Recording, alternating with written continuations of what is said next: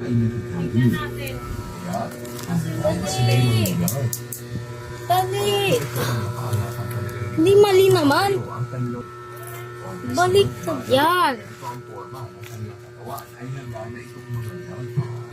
Kaya kung makita mo ang ganitong sinyales sa kilos ng pusa, mas mabuti kung Kinuha mo ba yung gunting? Ito na. Yung isang gunting na pula. biglang umaatake ang pusa. Maaaring ito ay natatakot. Pero may depensa lamang ito ang kanyang sarili.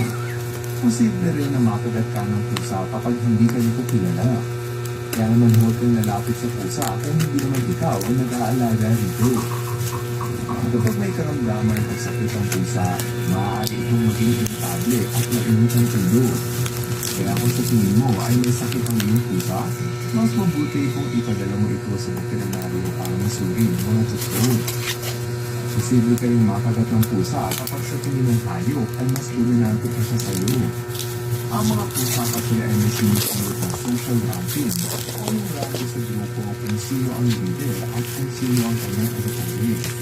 Kung sa tingin ng pusa na mas mataas ang ranking sa iyo, pues, magiging mas matapang pa siya sa iyo.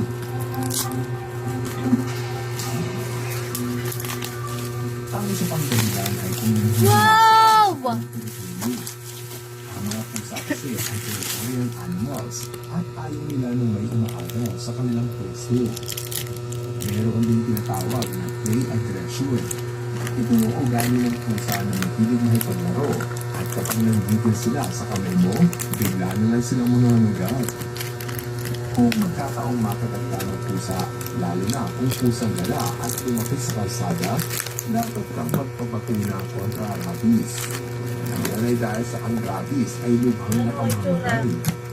Kung meron ka namang alagang pusa, dapat may Naku, tara, papakunahan kada taon.